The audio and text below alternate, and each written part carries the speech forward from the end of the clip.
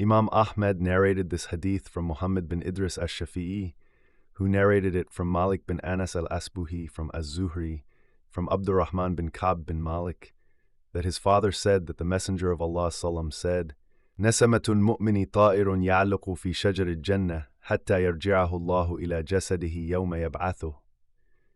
This hadith states that the souls of the believers are in the shape of a bird in paradise. As for the souls of martyrs, they are inside green birds, like the stars to the rest of the believing souls. We ask Allah the most generous that He makes us firm on the faith. Allah's statement, فَرِحِينَ بِمَا آتَهُمُ اللَّهُ, indicates that the martyrs who were killed in Allah's cause are alive with Allah, delighted because of the bounty and happiness they are enjoying.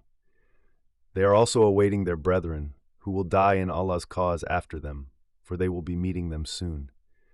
These martyrs do not have fear about the future or sorrow for what they left behind.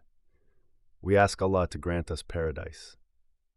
The two Sahihs record from Anas the story of the 70 Ansar companions who were murdered at Bir Ma'una in one night.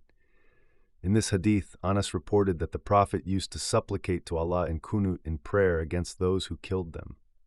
Anas said, "A part of the Quran was revealed about them, but was later abrogated. Convey to our people that we met Allah and He was pleased with us and made us pleased." Allah said next, يَسْتَبْشِرُونَ بِنِعْمَةٍ مِّنَ اللَّهِ وَفَضْلٍ وَأَنَّ اللَّهَ لَا يُضِيعُ أَجْرَ الْمُؤْمِنِينَ. Muhammad bin Ishaq commented, "They were delighted and pleased because of Allah's promise that was fulfilled for them and for the tremendous rewards they earned." Abdurrahman bin Zayd bin Aslam said, "This ayah encompasses all the believers, martyrs, and otherwise.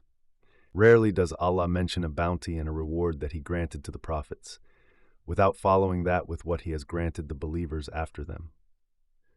The Battle of Hamra al-Asad.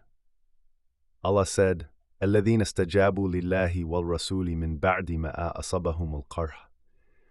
Allah and the Messenger after being wounded, 370. This occurred on the day of Hamra al-Asad. After the idolaters defeated the Muslims, they started on their way back home, but soon they were concerned because they did not finish off the Muslims in Al-Madinah, so they set out to make that battle the final one. When the Messenger of Allah got news of this, he commanded the Muslims to march to meet the disbelievers, to bring fear to their hearts, and to demonstrate that the Muslims still had strength to fight. The Prophet only allowed those who were present during Uhud to accompany him, except for Jabir bin Abdullah al-Ansari, as we will mention. The Muslims mobilized, even though they were still suffering from their injuries, in obedience to Allah and His Messenger. Ibn Abi Hatim recorded that Ikrimah said, when the idolaters returned towards Makkah after Uhud, they said, "You neither killed Muhammad nor collected female captives. Woe to you for what you did. Let us go back." When the Messenger of Allah heard this news, he mobilized the Muslim forces, and they marched until they reached Hamra al-Asad. The idolaters said, "Rather, we will meet next year," and the Messenger of Allah ﷺ went back to Al-Madinah, and this was considered a ghazwa. Allah sent down, الَّذِينَ اسْتَجَابُوا لِلَّهِ وَالرَّسُولِ مِنْ بَعْدِ مَا أَصَبَهُمُ الْقَرْحُ لِلَّذِينَ أَحْسَنُوا مِنْهُمْ وَاتَّقَوْا أَجْرٌ عَظِيمٌ. Allah and the Messenger after being wounded. For those of them who did good deeds and feared Allah, there is a great reward. Al-Bukhari recorded that Aisha said to Urwa about the ayah, الَّذِينَ اسْتَجَابُوا لِلَّهِ وَالرَّسُولِ, Allah and the Messenger. Your fathers Az-Zubayr and Abu Bakr were among them. After the Prophet suffered the calamity at Uhud and the idolaters went back, he feared that the idolaters might try to come back, and he said, who would follow them?